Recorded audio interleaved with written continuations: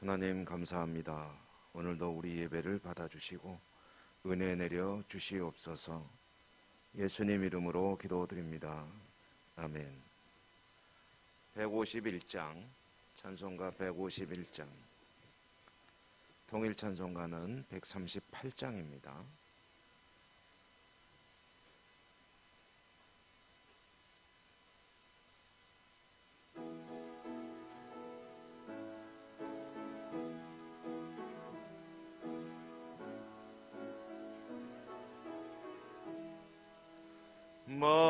만왕의 왕 내 주께서 왜 고초당했나. 이 벌레 같은 날 그 보혈을 흘렸네. 십자가 내가 처음 볼 때에 나의 맘의 큰 고통 사라져. 오늘 믿고서 내 눈 밝았네. 참 내 기쁨 영원하도다. 주 십자가 못 박힘은 속죄함만인가. 그 긍휼함과 그 은혜 말할 수 없도다. 십자가 내가 처음 볼 때에 나의 맘의 큰 고통 사라져. 오늘 믿고서 내 눈 밝았네. 참 내 기쁨 영원하도다. 늘 울어도 그 큰 은혜 다 갚을 수 없네. 나 주님께 몸 바쳐서 주의 일 힘쓰리. 십자가 내가 처음 볼 때에 나의 맘의 큰 고통 사라져. 오늘 믿고서 내 눈 밝았네. 참 내 기쁨 영원하도다.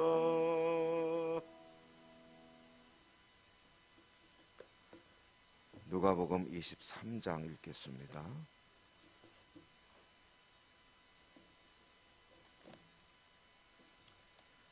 1절에서 12절까지.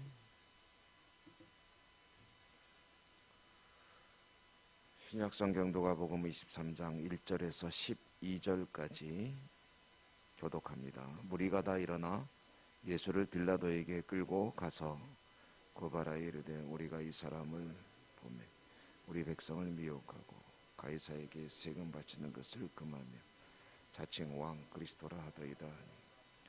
빌라도가 예수께 물어 이르되 내가 유대인의 왕이냐. 대답하여 이르시되 내 말이 옳도다. 빌라도가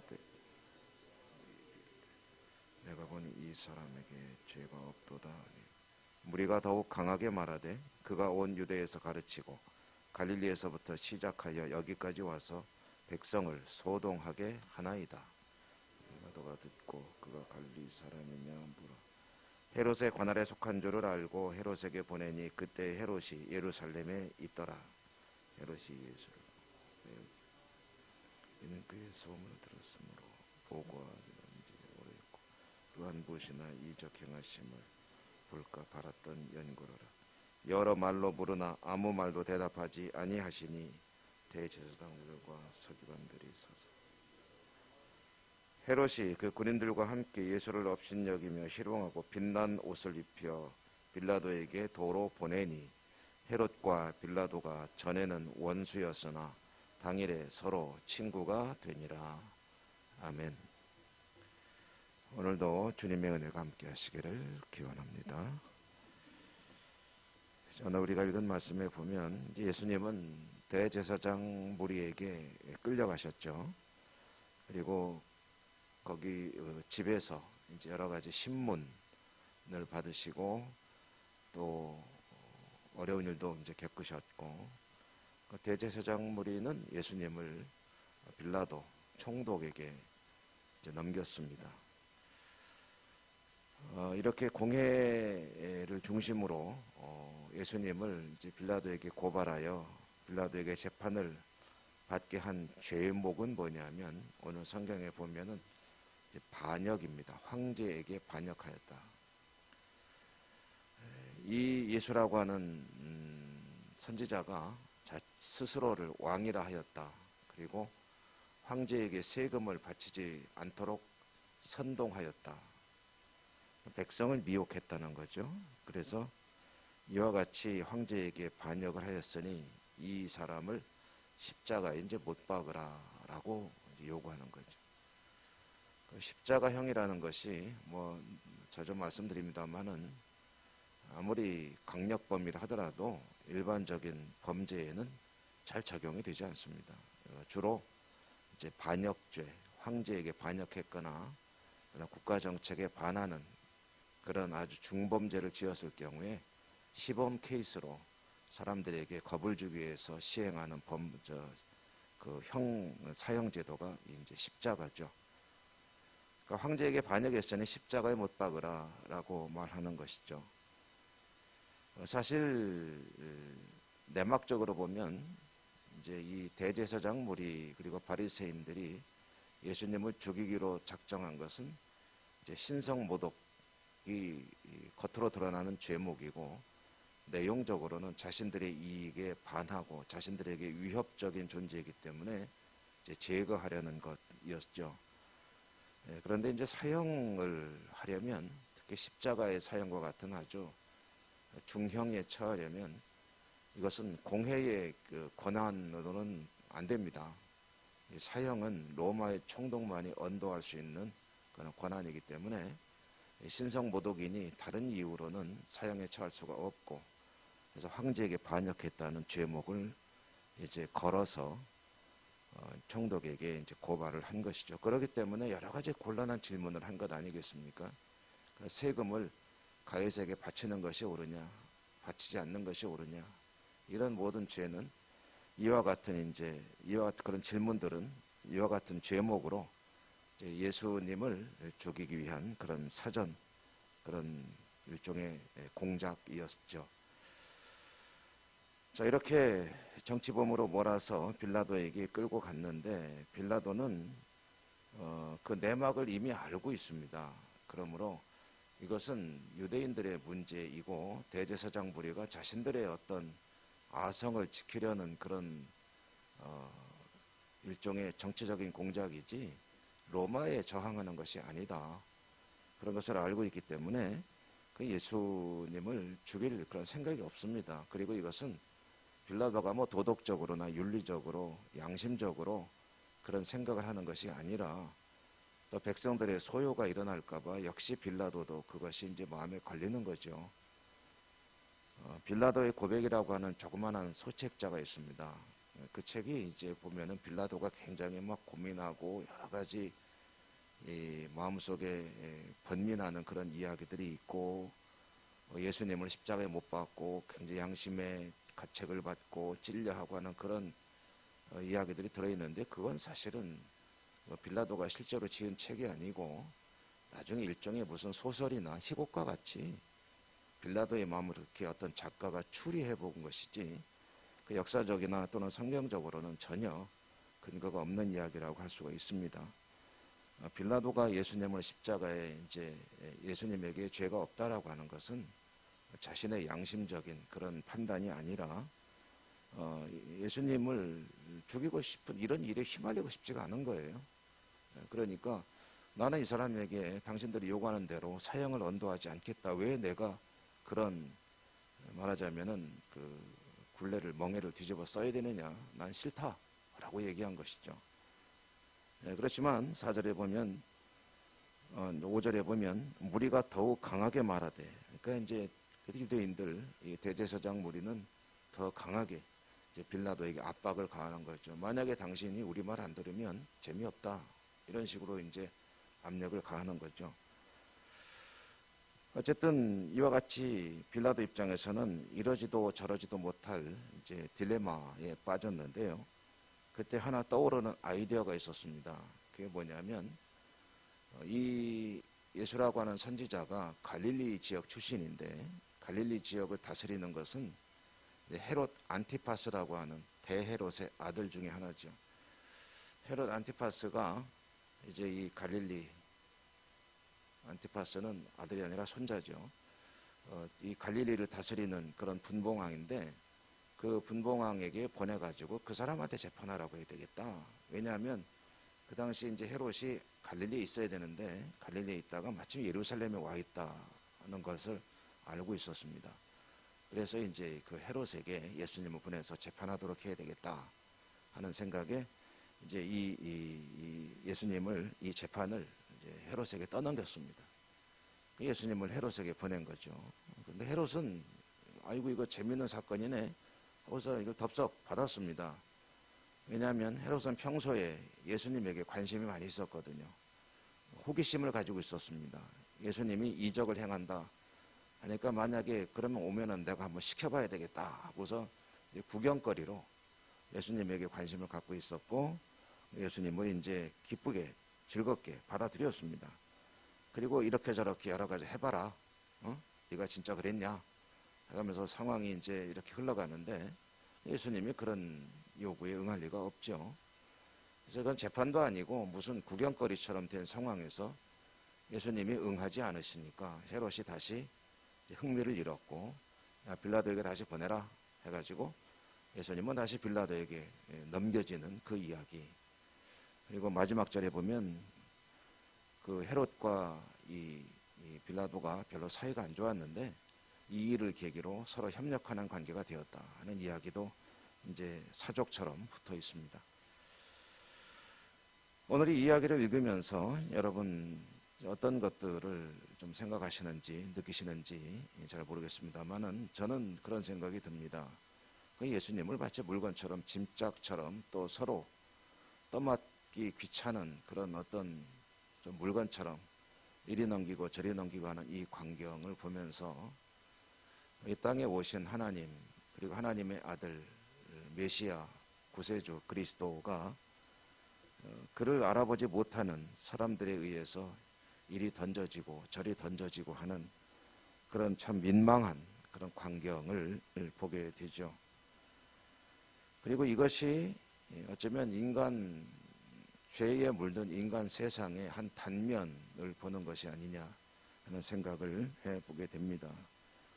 예수님이 이곳에서 저곳으로 저곳에서 이곳으로 던져지고 마치 무슨 만져서는 안 되는 그런 더러운 존재인 것처럼 서로 떠맡지 않으려고 하는 그런 누구는 죽이려고 하고 누구는 떠맡지 않으려고 하고 심지어는 베드로도 부인하고 제자들도 떠나가 버리고 모두가 다 예수님을 외면하거나 또는 해하려고 하거나 아니면 마치 귀찮은 존재 덤태기를 쓰듯이 그렇게 생각하는 이 광경이 바로 죄로 물든 이 땅이 하나님의 아들을 어떻게 대하고 있느냐 하는 것을 잘 보여주는 그림이다 라는 생각을 하게 된다는 거죠.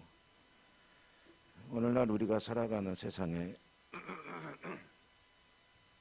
예수님은 이리 던져지고 저리 던져지고 이렇게 손가락질 당하고 저렇게 손가락질 당하고 심지어는 과연 예수님을 믿는 이들이 예수님의 십자가를 기꺼이 받아들이려고 하는가 아니면은 은근히 슬그머니 밀어내놓는 그런 모습은 있지는 않은가 하는 생각들을 해보게 됩니다.